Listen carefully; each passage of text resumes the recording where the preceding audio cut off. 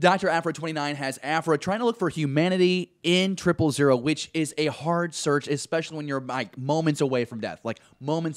Plus a lot of headlines, including Jackson and Lando teaming up. We're going to dive into it right now on Beyond the Panel.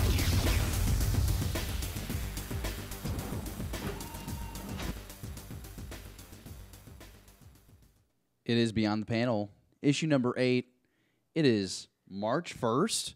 Oh, man, this was supposed to come out, what, yesterday? That's what happened. Hey, my name is David. I'm your host.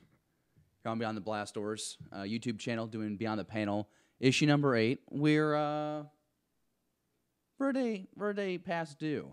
But we got it all figured out. Really excited about it. Got our internet issues figured out.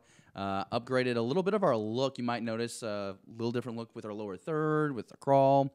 And so we're just trying to get our bearings straight. But regardless, I'm just glad to be here doing the show.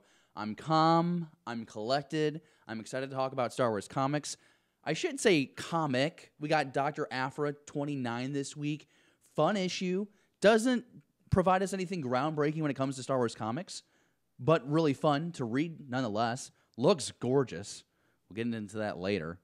But we also have various headlines going through. So in case you hadn't heard, we'll go ahead and just right off the top, the big stories this week in Star Wars comics.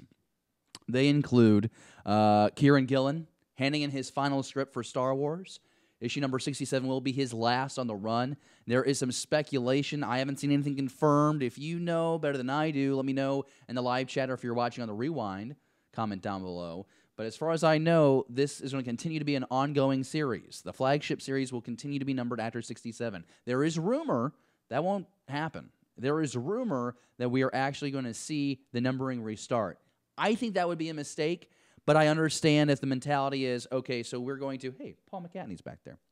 If we're going to maybe take a large leap in the timeline, on the canon timeline, maybe it would make sense to renumber and start over. Have a new volume of the flagship. I disagree with that. I think you keep this run going. There's a lot of positives. And we've made a lot of progress together, the reader and Star Wars, the flagship series, because we started out, man, Jason Aaron, gosh, he told some great stories. And then we got in here with Kieran Gillen. We had not a love-hate relationship. It was a strenuous relationship we had with Salvador LaRocca doing the artwork on this series. Now we have Angel doing an exceptional job. Would love to see the numbering going. I've made this pitch the last 3 issues of Beyond the Panel. I want to see Charles Soule get to helm this ongoing series for the next 2.5, 3 years. I don't know if that's realistic. I know that Charles is a busy guy, but he just wrapped up what he was doing with Daredevil. He's wrapped up Darth Vader now, which was, I would say, from beginning to end, near flawless. Maybe issue number 11 is the only one that you can have a real gripe with, and even that one, that opening bar scene was spectacular. So that's what I'm pulling for. I'm pulling for Charles Soule to take that over. But I want to celebrate Kieran Gillen for giving us some great Star Wars. Here I am talking about who I want to see take it over. Let's celebrate what he's been able to accomplish at the helm. And I think he is, and he should be, proud of everything that he's given us. A lot of fun stories. I've really enjoyed the last 8 or so, especially going back to that whole arc where we're dealing with, Vader kind of cornering the rebels, and you're having that whole snafu where, Han has to try and get Luke. We're trying to get the fighters out. We're trying to get the fighters in. That whole situation where it looked like the Empire had the rebels' number. That was really satisfying for me. So really excited for that. We had the IDW solicits for May. Star Wars Adventures 2019, the annual issue. Kevin Scott's going to be doing that. And this is also his 3rd year. I remember hearing that mentioned, I believe, on Comics with Kenobi. That is his 3rd anniversary. So really excited for that. It's going to be a story where Lando and Jackson, according to web articles, Lando and Jackson are going to be trying to find this artifact to team up to let this world save itself from the Empire, which is kind of cool.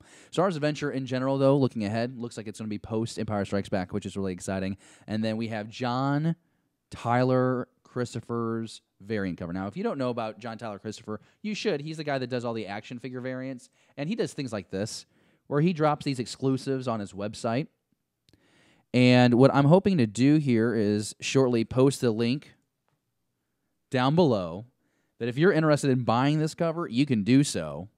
It's gorgeous. The likeness of Ewan McGregor's Obi-Wan Kenobi, that's just stunning. And it does look like that classic Star Wars action figure. Want to jump into the live chat real quick? We've got Discovery Bay. Always good to see Discovery Bay in the chat. Does a great job. The comic community, the comic book community on YouTube is exploding. So many unique personalities, so many great channels popping out all over the place. And Discovery Bay Comics every morning breaks down where all the videos are dropping, where all the live shows, all the premieres. He does an exceptional job. I try and send him stuff from time to time. He will tell you I'm not that great at it. I will say that Beyond the Panel will be Thursday nights at 6 p.m., and then I'll have internet issues, and then it becomes, what is it, 1:20 on a Friday? That works out. We also have Reg718 with us. Good to see Reg. Again, from the comic book community on YouTube. If you haven't already, coming back to Beyond the Panel or Beyond the Blast Doors YouTube channel, be sure you smash that thumbs up button.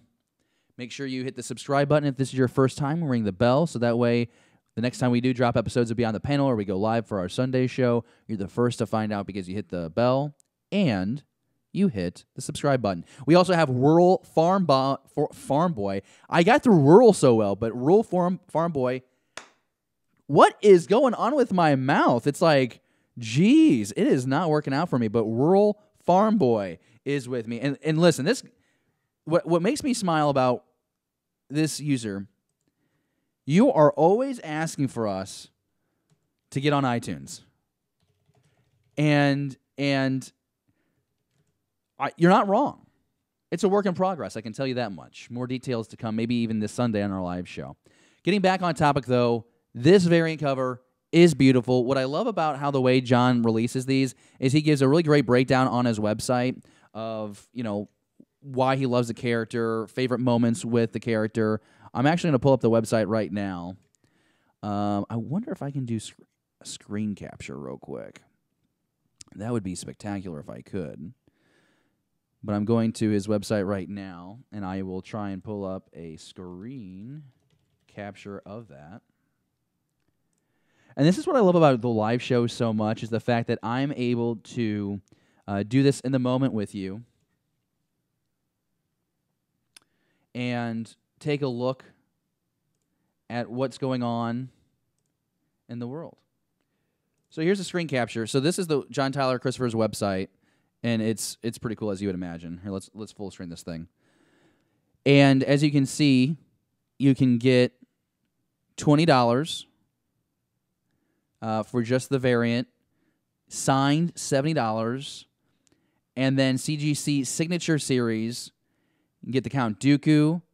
It's 9.6 or better. You can also get the Obi-Wan Kenobi as well. And, of course, his social media down there. So we'll just go ahead and click this. And what I love about this is just the information that he gives. So, like, for example, the book came available yesterday, for example. It started at 6 p.m. Eastern Time yesterday.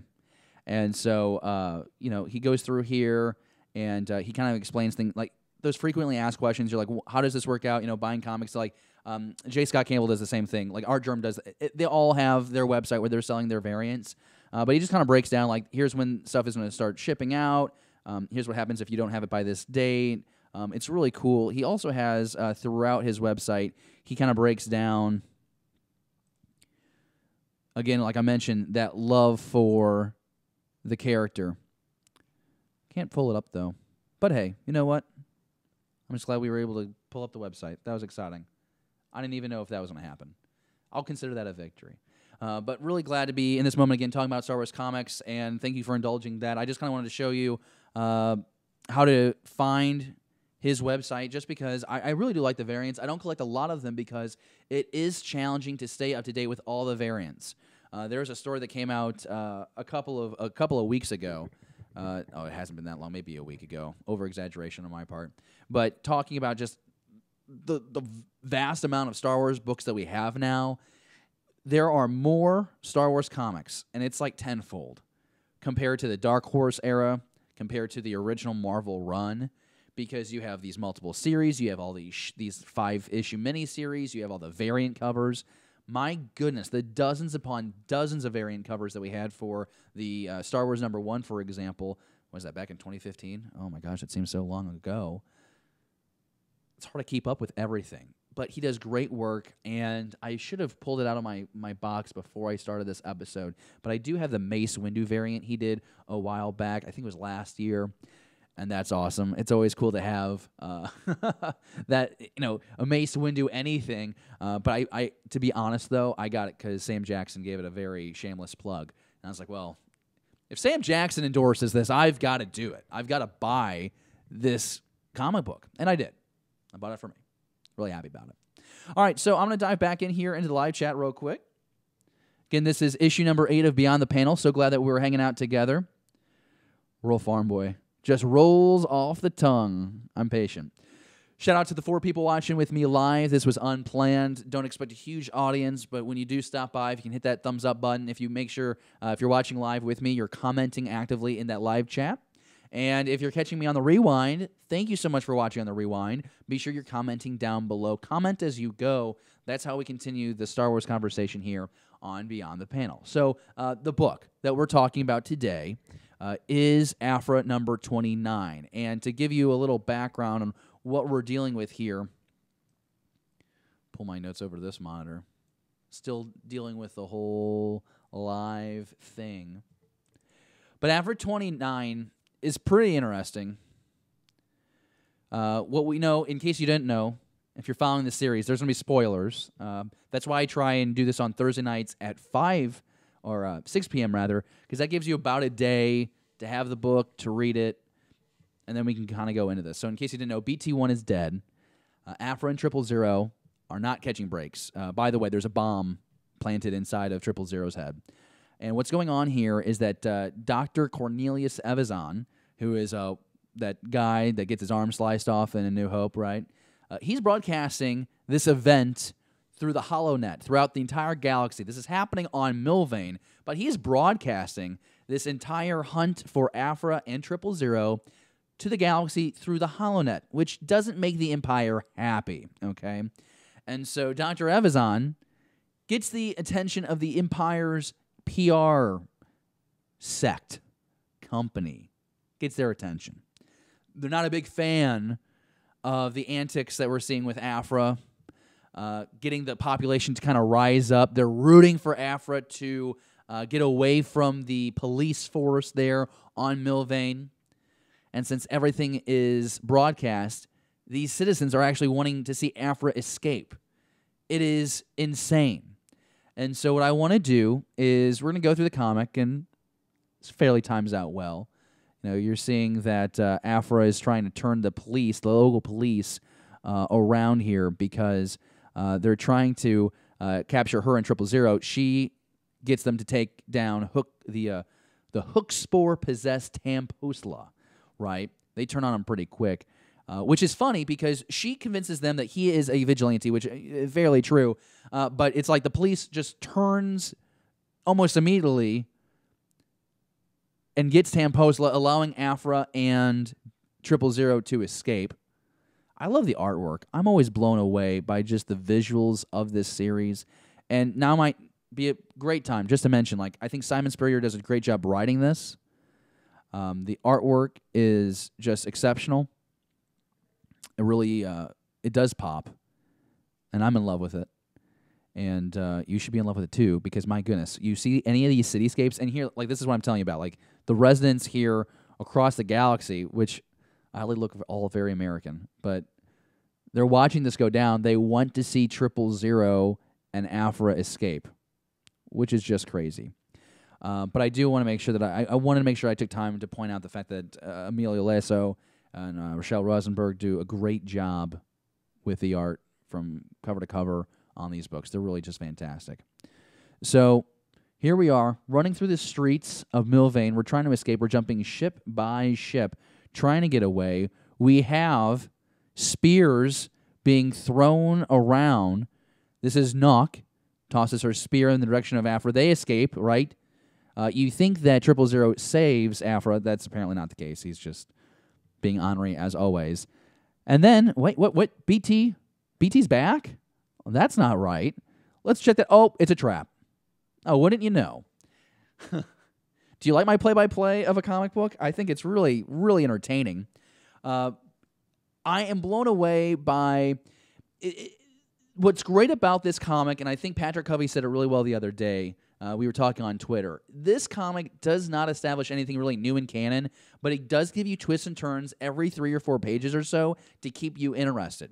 All of it. This culminates in the Empire just blowing this area of Milvayne up because the PR department is not happy that this unrest is being broadcast to the entire galaxy. So they blow this up.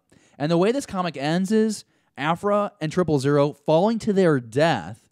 We don't see them die, but here's the final panel here, and they're falling, and they're just having this conversation as they approach impact. And that's where it ends. We have no idea if they survive. I mean, obviously they're not going to die. They'll be back. They'll be back for issue number 30. They'll be back for a lot more too, I'm sure. But that is a very basic description. Now I want to kind of go back and kind of retread some things, focus on some aspects of the comic that I really enjoyed. Shout out to Bake the Snake, who's joining us now in the live chat. 5 people watching live, 6 thumbs up. Thank you, everybody. I really love this whole concept of the Imperial PR showing up. They have a cruiser now above Milvayne that is checking out this whole situation with Aphra and Triple and, of course, Dr. Evazan, broadcasting this whole thing. The camera is in Triple eye, pumping this out to the galaxy via the holonet. And, of course, the Empire's not happy, okay? Milvayne is supposed to be this model world in the Empire. So you don't want your people across the galaxy cheering on these outlaws. And that's what Aphra is at this moment. And so it's really interesting to me just to see how this showcases the depth in which the Empire goes to manipulate not just a world, not just a city. We're talking about a galaxy here, okay? It's incredible to me, and they don't beat around the bush about it.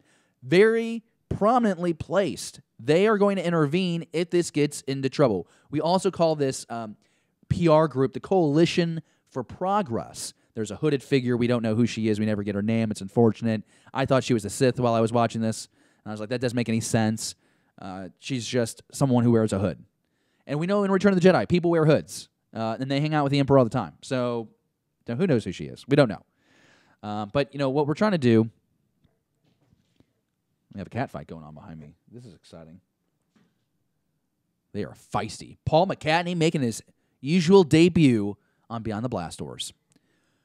I love this propaganda flagship just hovering above. I think it's great.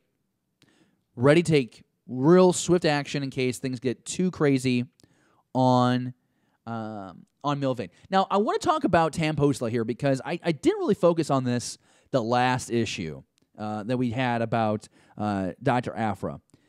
Dr. Aphra has been a gateway for Marvel and comic book writers, artists, to kind of get into the weird of Star Wars. And it's a fine line that you don't want to see crossed. I don't want to see crossed, really, because I think it blurs the lines between, like, science fiction and, like, whatever you want to call Star Wars. Like, I call it a space opera. And to me, it's not science fiction. It's sci-fi fantasy. There's a difference between these terms, right? And so when I'm watching this hook spore possessed Tamposla, it works for me. Because to me, this is going out into the weird. What didn't work for me was like the zombie Ithorian and Gungan that we got in the Screaming Citadel 5-issue crossover series, which was it started out as a really cool concept, right? Horror storytelling in Star Wars. You're going to have Luke, Leia, and Han, and you're going to have Dr. Aphra. They're going to have to collaborate on this. Well, they weren't collaborating. They were trying to, I think, capture her, if I remember that story correctly. Was not my favorite story. Yeah, space fantasy. You're right, Robo Farm Boy. Space fantasy. It was weird. It didn't feel like it fit in the world of Star Wars. Now, obviously, especially if you watch the Clone Wars, that's been stretched. The Night Sisters, Mother Tausen. Well, that stuff is crazy. It's not force-fueled. That's magic. There's magic in Star Wars now. To me, it didn't fit at first. Now, I'm kind of over it. Why? Because it's just a story. It has these elements. Here in real life, we think that, there might be ghosts, phantoms, vampires, whatever. They could be out there. They might be. In Star Wars, there's magical witches on Dathomir. Here, the hook spore thing, it worked for me. It's a little crazy, and I liked it. And it worked a lot better than some of the previous attempts in Aphra to get a little too far out there. I like the space opera. I think I lean more towards, that sci fantasy and not so much the space, the science fiction element. It just gets a little weird sometimes. It gets out there beyond what I think is believable for this galaxy. And what I mean by that is because over 40 years of storytelling, we always talk about how this galaxy feels real and lived in, and it seems familiar to us. It feels familiar to our reality. That's what I'm talking about. Going deep. I love talking about Star Wars. I'm so glad we're doing this show because it just allows me to vent, and we couldn't have these conversations on the live show because just time doesn't allow. And if you're watching the live show, we're fitting in an extra 20 minutes for a live interview now. The show's getting longer. Rural Farm Boy asks, it's fakin' in space, and that's why we love it so. Fair enough, my friend. So, resuming back in here, we're looking again here at this hooded figure. We don't know who she is. Again, we don't get her name. We just know that she's in charge of this group.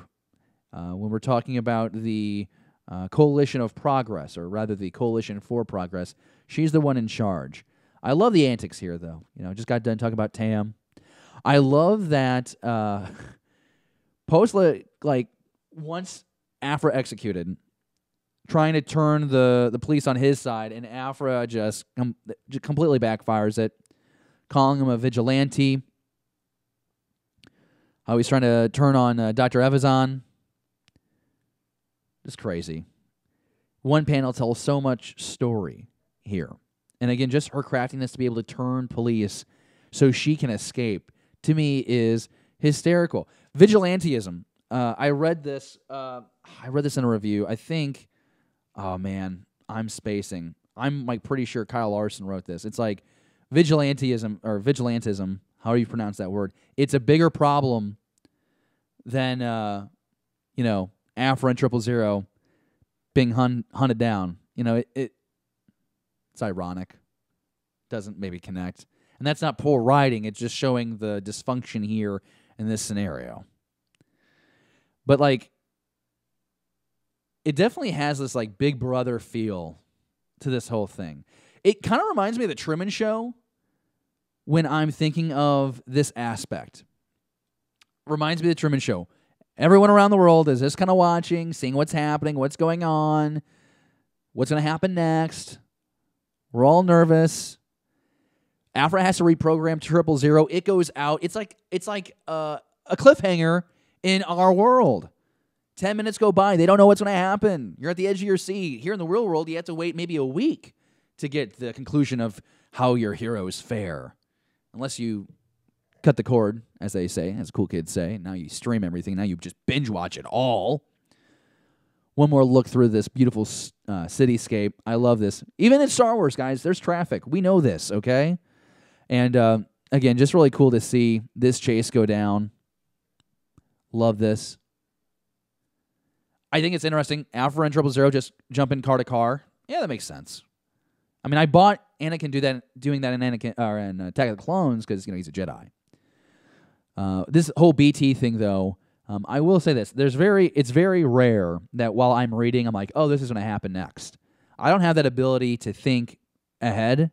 I'm very much always in the moment when I read. I did see this coming. I'm like, there's no way that's BT. And guess what happens? Boom, trap, captured. That's unfortunate. That is unfortunate. So, the Coalition of Progress, obviously, they end things pretty quick here, making the destruction here. They do not want people to have hope. And we see time and time again in Star Wars storytelling that the Empire, it is a firm grasp on the people. And they don't like unrest. They don't like disorder. We see this time and time again with, I think, Star Wars Rebels.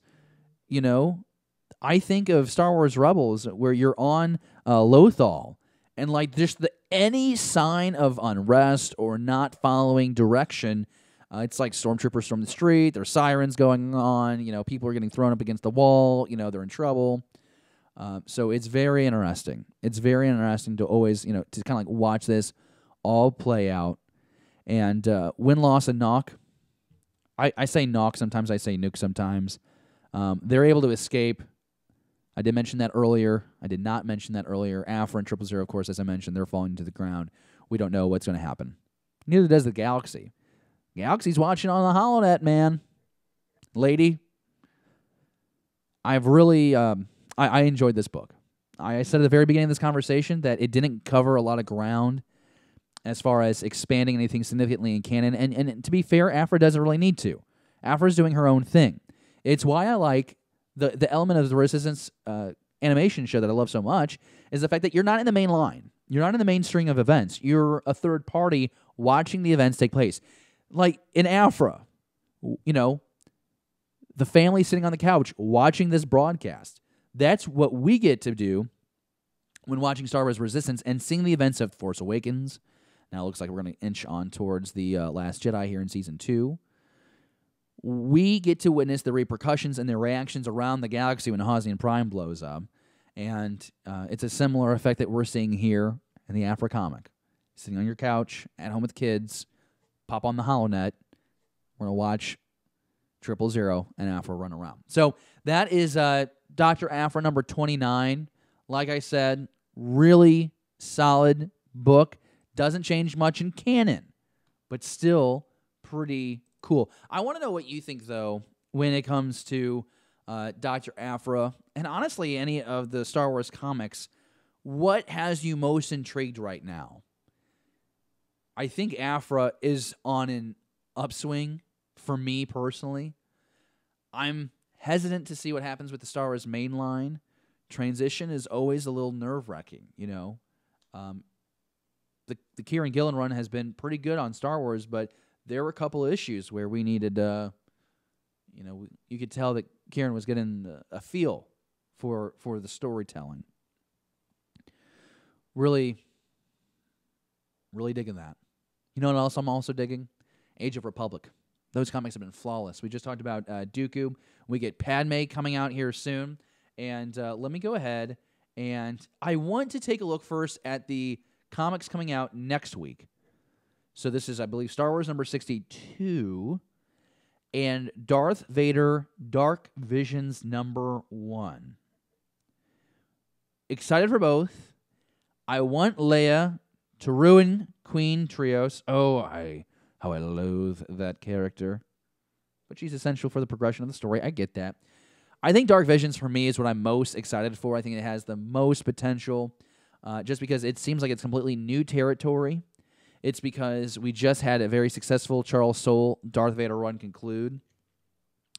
And I'm going to look this up because I don't have the description of the series in front of me. I am going to pull up the official rundown from StarWars.com. Who is Darth Vader? This is an article that came out December 5th of last year. Who is Darth Vader? The fallen Jedi has been a symbol of power, a villainous commander, and a Sith warrior. But in 2019, a new limited series will explore the side of Vader that neither fans or the galaxy has seen. Writer Dennis Hopeless from Cloak and Dagger, Jean Grey, invites you to experience this all-new twisted adventures of the Dark Lord with artist Paolo Villanelli from Lando Double or Nothing. He also did the Star Wars Rogue One adaptation. Issue number 1, you have breakout artist Brian Level from Thanos Legacy, Amazing Spider-Man, Renew Your Vows, for issue number 2. And Star Wars Vader Dark Visions will take readers to the darkest parts of the galaxy, places where the mysterious anti-hero known as Darth Vader can be someone's greatest fear and even someone's greatest hope. Limited series begins with a story that will shed a new light on many sides of the galaxy's greatest villain. Don't miss Star Wars Vader Dark Visions in comic book shops this March. That is what, the 6th? It is the 6th. You might remember, though, this might have been last week's episode where I talked about my one concern about this series. I want it to be like a horror, like what I'm envisioning based on that cover that I showed you is I want it to be like a horror-styled Star Wars storytelling. Like that is exciting to me. I think of IDW's Vader, Tales of Vader's Castle, something like that. Give me it like an adult form. Really excited about that, okay? What I don't like about this, Dark Visions will take readers to the darkest parts of the galaxy, places where the mysterious anti-hero, known as Darth Vader. Well, he's not an anti... Darth Vader is a villain. Anakin Skywalker gets redeemed in Return of the Jedi. Now, I'm not trying to be a fan with beating on the high horse, but I just think, when I talk about Kylo Ren, I think that some people are just bad.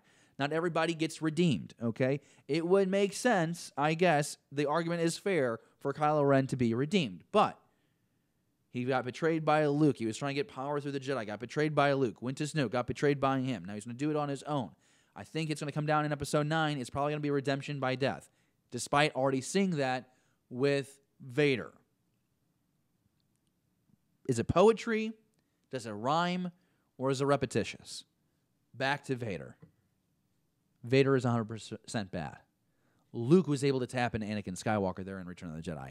That's why Anakin Skywalker gets redemption. That's why he overthrows the Empire. That is why he is, to me, the chosen one. But I'll be honest with you, though. Until the prequels, I was convinced that Luke was the chosen one. He was the one that, put all the pieces together. But I guess Anakin gets credit because he threw the Emperor over the railing. And I'm going on a tangent here. My one concern, I think it can be alleviated, especially if this first issue just, boom, delivered. Almost ripped my headphones off my head. That could have been really terrible. So that's what's going on next week. I do want to show you, though, we have the Luke Age of Rebellion cover out. Looks pretty cool. Luke with a cape. It's all right. Luke with a cape. That's all right. Not my favorite. My favorite Luke, from an aesthetic point, a lot of people go to Return of the Jedi, and I think that's fair. Bespin Luke, to me, is the coolest dude because he makes cargo pants cool, and I love a comfy pair of cargo pants. Also want to give you a look at the Vader run. These are the Age of Rebellion books that we're now getting into. Age of Republic wrapping up with all of the Padme. And I'm trying to see, I don't think that I have. This is interesting. I will pull up the Padme Age of Republic. I don't have these covers in my rundown, and I feel really bad about it because I was planning to show you these. And I'm looking for the B cover. Okay, here, wonderful. Okay, so I think I'm on Wikipedia for this. We're going to go full screen. Really excited to be doing this with you. I have unlimited time. I'm going live. This is great. I'm going live. And I'm not in a crunch to go to work. So I'm having a blast. So I'm just excited to be in this conversation with you, talking about Star Wars comics. 7 thumbs up so far. 3 people watching live. Thanks to everyone that's sticking around. This was unplanned, so I'm just glad I have company. Be sure you're commenting in the live chat. But this is the Padme, the main cover, which I dig a lot. You're talking, here you are on Geonosis. Looks like you're in maybe looks like you're maybe inside a base, or I would have to imagine you're not inside a Republic gunship at that point, based on that. Jody Hauser just crushing it with the writing on the series. I don't like the renderings. The rendering covers. The Jango Fett one was cool. This is cool. I'm really into this sketch drawing, the rough sketch of Padme Amidala. I really like that. And I'm hoping that the Fantasy Shop in Maplewood, Missouri, proud sponsor of the show, I'm hoping that they have a copy of that, and I can grab that. Looking forward to it. Just, I don't know. It is really cool to see those concept drawings. Now, we do have the movie cover. It doesn't really do anything for me. It's a Photoshop job, and I guess it's an okay Photoshop job, but it doesn't do anything for me. I don't know. But here is the puzzle cover. that I know a lot of people are collecting. I would be fascinated if someone could assemble all the puzzle covers in some unique way and frame that and show that off. That'd be really cool. But I don't have a way of displaying all the books in a way to where you could see that mural to make it worth collecting. It just doesn't make sense for me to do that. But now that I'm bringing myself back on screen, what I want to do is I want to pop this down. And I want to see if I can confirm when the Luke Skywalker Age of Rebellion will drop. Rebellion. There was an article on StarWars.com that dropped a while ago. It is going to be dropping in June. Written by Greg Pak. Cool. So that's the latest with that. I just like to look ahead. I think that's fun for a lot of reasons. The main reason being is, whether you're going to your local comic book shop, and, you're just wanting to look ahead and knowing, what is going to be in my pool next week, 2 weeks, 3 weeks, a couple months from now. So it's always kind of fun to look ahead. Something that I would like to do more on this show, I want to be able to do a better job of looking at, where books are ranking in sales, talking about, hot books. The challenge here is, for a lot of this, it's just one guy. It's just me. But, last week we had Patrick Covey on the show, and I think that there's a lot of potential in the future to do that more with more people and having them enter the Star Wars conversation here on Beyond the Panel. And, maybe we can reach out and, I'd love to chat with the guys from, Comics with Kenobi. I think that'd be a lot of fun. Kyle from StarWarsNewsNet.com, Kyle Larson. I think it'd be fun to have him come on the show. He does reviews. He seems to do all the comic book reviews, most of the comic book reviews for StarWarsNewsNet.com. Would love to have him come on the show and talk about comics and what's really pulling his attention right now. I think of I don't know. I'd take anyone. I would take Lacey from Resistance Broadcast. She should come on the show. That'd be a lot of fun. I'm open to anyone coming on this show because I think it's just a great way to. It's really just hanging out. Let's talk about comics, but always looking to add more substance to the conversation. I can give you a play-by-play on the comics that came out in a week, and I can tell you what I liked. I can tell you what I disliked. I think that's part of the reason why you watch is because you want to know my take on whatever book, and that's awesome. I love doing that. But how do we take the Star Wars conversation and how do we elevate it the next step? How do we give you a more complete look at the current state of Star Wars comics? That's what I'm after. That's what I'm trying to do with this show. And it's slow, but surely we're going to get there. Going to check back into the live chat real quick. Neil Lowry joins us now. Hello there, he says. Neil, welcome to Beyond the Blast Doors. Where are you coming from, man? Would love to know where you're catching Beyond the Panel. I'm going to say welcome to him in the chat. I just love how the great thing about doing this kind of like live stream, people can just be popping in and out, and I think that's so great. That's part of the reason why I do the show this way.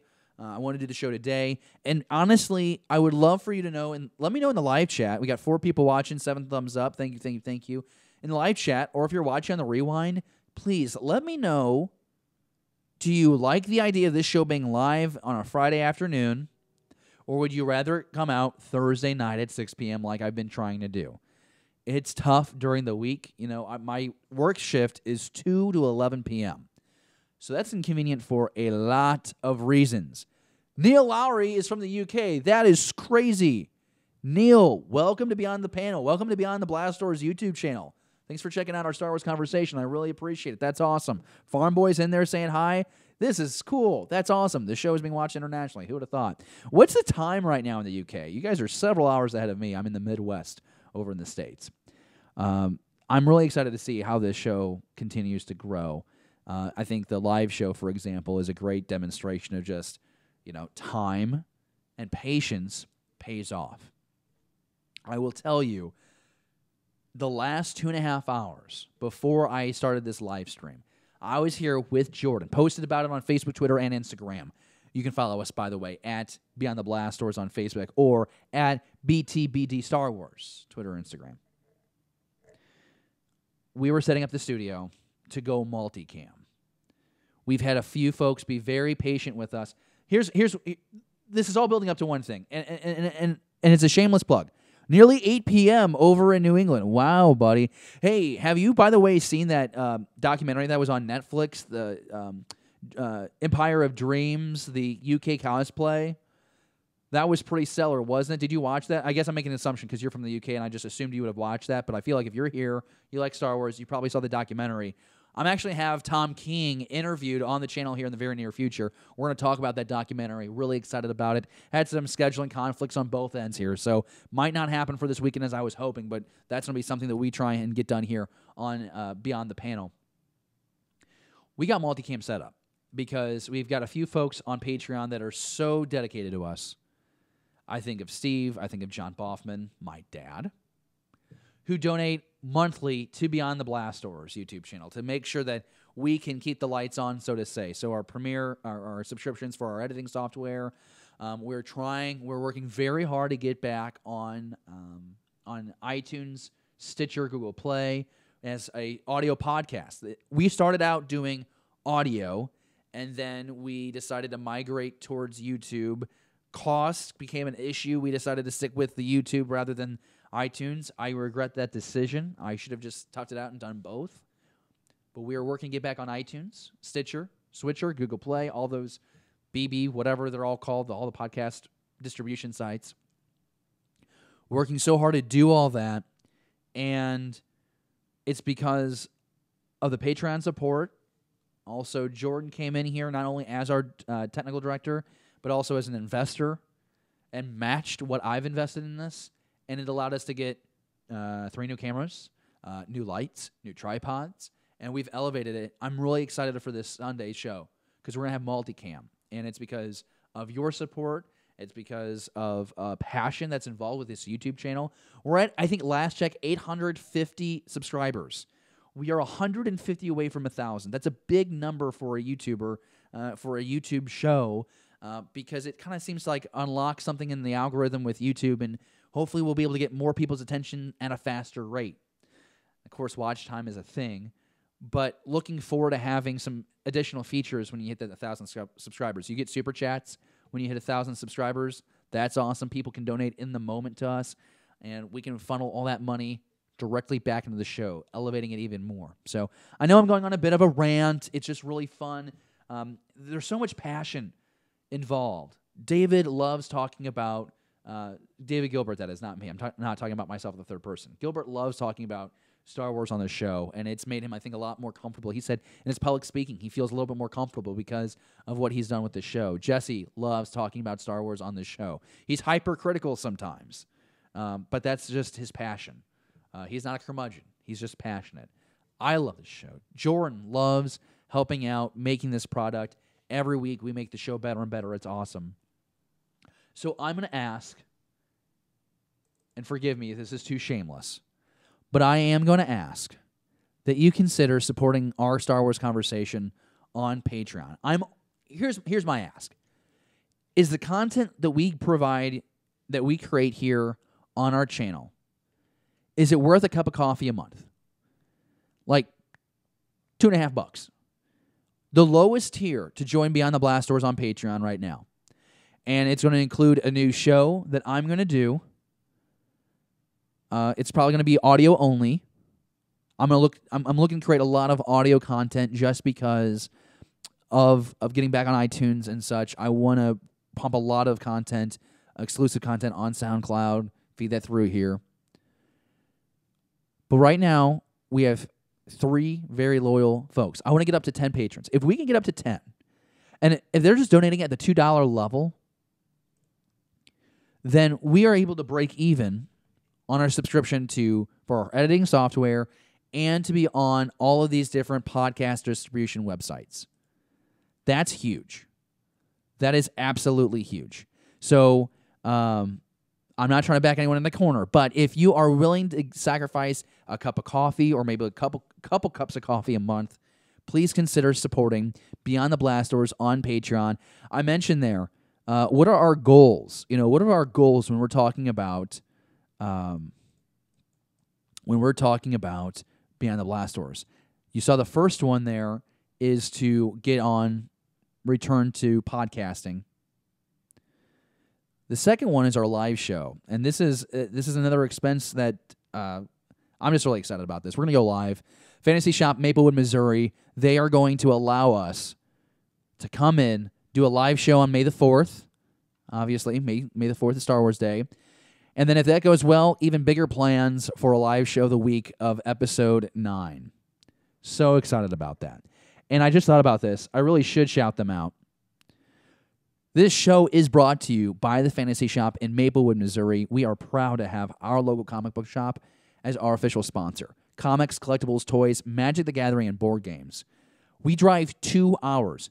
Gilbert and I drive 2 hours to keep the Fantasy Shop as our LCS. And it's not because they're a sponsor. No, we were doing this before Dave and Dylan and Lee and all the good people over at the Maplewood Fantasy Shop, before they decided to be our sponsor, we were already buying our books from them because the Fantasy Shop treats are right. Fantasy Shop in St. Louis, proudly serving St. Louis since 1981. Bringing it back on camera now. We're almost done here for this 8th issue of Beyond the Panel. Again, so glad you can join me. I would not want to start. I started to say join, but I meant the word start. I would not want to start the month of March any other way. I think it's fun to hang out, talk Star Wars comics. Popping into the live chat now, and again, just one last time, shameless plug. The Patreon link is in the description below, as well as pre-order links for upcoming graphic novels and hardbound books. So if you want the Claudia Gray Masters and Apprentice, the E.K. Johnson Padme novel, I have that hyperlinked down in the description below. Just click that link and go. We're Amazon affiliates, so if you order through our links, order anything through those links, we get a small portion of those proceeds. So just one more way that you can support our Star Wars conversation. But the link to Patreon down in the description below. Again, if you can just support us at the $2 level, that would be awesome. So, Rural Farm Boy, you've asked us to be on iTunes. I'm going to ask you, commit even further. But if you can't, I totally understand. And at the very least, I'm just glad that you're here watching every time I drop a new video or every time we go live. You're always engaging with us on Twitter. It means the world. Thank you for being part of this Star Wars conversation. And it looks like you're having a conversation with Neil, so that's awesome. Neil, again, welcome from the UK. Pretty cool. He says it's nearly 8 p.m. Rural Farm Boy says, usually I'm at work just now, so Thursday evenings work for me. He's talking about that he would prefer the show to stay Thursday evenings. He lives in Western Penna. Wow. So this really is an international viewing crowd tonight. That's pretty cool. Only reason I ask about iTunes is because I listen to many Star Wars shows on there. It's where a lot of people are at. And like I said, I think the worst decision I made is taking us off of there. But we'll be back, especially while I'm at work. Very hard to do YouTube videos while I'm at work.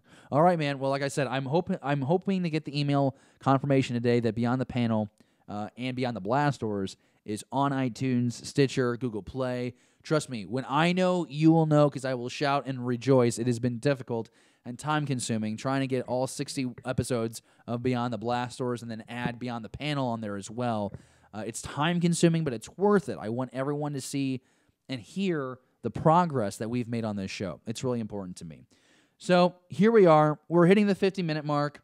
I think it's time to wrap this one up because it has been another question, though. Okay. I got time. We got time for this one last question. When I come across you in the Twitterverse, who am I talking to? You're talking to me. So if this is your first time, and for Neil it is, so I'll do the spiel. My name's David. I'm the creator and main host, or a lead host, lead anchor, whatever you're going to call me, for Beyond the Blast Doors. So Beyond the Blast Doors is a YouTube channel. We have a show that I'm kind of rebranding now as BTBD Live. That's every Sunday. It's at 11 a.m. It's been pushing noon central the last couple of weeks, and it's actually been better. We've actually seen bigger numbers, which is pretty cool, reaching more people in our Star Wars conversation. But when you're talking to us on Facebook, Twitter, and Instagram, you're talking to me. If you're there on Facebook, Twitter, Instagram, or you're commenting on a YouTube video, like Jesse will get on there as Mando Fury. Gilbert will sometimes get on there as David Gilbert. It's just rare. But, yeah, you're 99.99999% talking to me. You and I having the Star Wars conversation.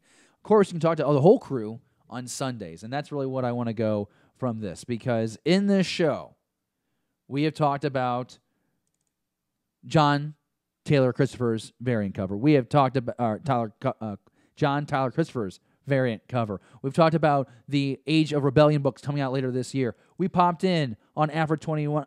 That was out this week. It was stellar. We have a look at the comics coming out next week. I shamelessly plugged the Patreon. It would mean so much if you could join us. Join us. It will be so much fun. The new content that we have planned for Patreon is going to be awesome. Trips to the local comic book shop. Take trips down to the LCS. You'll go with us on those trips. It'll be a blast. But I do want to remind you that we do go live every Sunday, 11 a.m. Central, for Beyond the Blast Doors, or as I like to affectionately call it, BTBD Live, where we talk about movies, TV, toys, comics, the books, cosplay. It is our Star Wars conversation, and we want you to be part of it. And we're glad you're part of it already. If you're catching us for the first time, glad you're joining. If you're back again, glad you're back. It's just fun. We do this YouTube channel. I do this show. We do BTBD Live because we just want to meet Star Wars fans from around the world. And it's so cool to have this conversation. And it's just motivating because we're not out here trying to, get the most subscribers in the world. We think that people will subscribe as the conversation continues because it's ongoing. But the moment that we stop caring about how many people were watching us or how many people were subscribed to us, that's when our content got better because we were just having fun, saying whatever we wanted, and that's what you enjoy. It's common sense when you say it out loud, but in the moment it took about a year and a half for us to figure it out. But we got there, and we got there together. And I just want to say thank you so much for making issue number 8 of Beyond the Panel so exciting. So to Rural Farm Boy, to Neil Lowry, who was with us, to Bake the Snake, to Discovery Bay Comics, to Rag, to everybody who was watching in the live stream that did not comment in the live chat, that's totally fine. Thank you. Thank you for hanging out with me today. Super fun. Catching us on the rewind. Be sure you comment down below. If you're watching us live right now, do me a favor. I'm going to end the stream in probably about 25 seconds. Come back, comment underneath this episode. Tell me what you liked about the episode. Did you like the episode? What was your favorite part? Just do that so that when people click on this episode in the future to watch it on the rewind, they know that they're about to have a good time because of your kind words. I'm all out of breath. My goodness. Rural Farm Boy says he'll be along for the ride on the Sunday show. We're going live at 11 Central. Not sure what time that at noon your time, maybe. He says he's going to blow up the chat. I cannot wait, man. It's going to be awesome.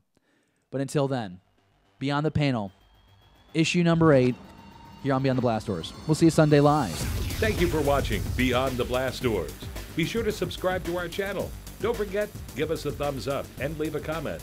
Beyond the Blast Doors, a Star Wars conversation.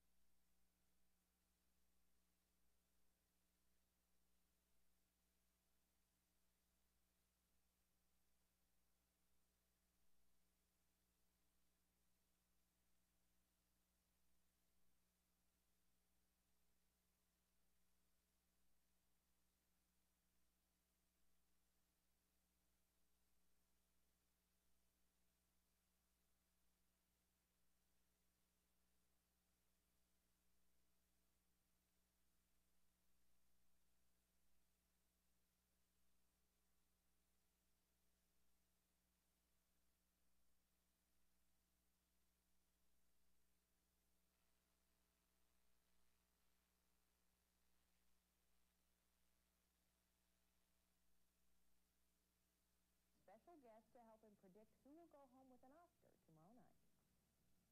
Well, tonight in the Entertainment Corner is our Academy Award night. I have my old radio chum, Mike Lawrence, on my right. You're left at home, and he's here for the second year running. There you are. You're here for the second year running to tell us what's what, who's who, who's going to win tomorrow night in the Academy Award land. And let's do it. I wish I knew. That's it. Back to you, Jay. Okay, thank you very much. Thanks for showing up. You hot dog, you got. From what I understand, this will be another year where there'll be some luminaries coming up through the forefront, where one is almost a lock and the rest are a very iffy guesswork situation. The only lock that I can see in the Academy Awards is Paul Newman. I can most. Still ahead on Eyewitness News Update, it's been smooth skating for one Quincy family since 1937. We'll tell you why. And next in sports, basketball's favorite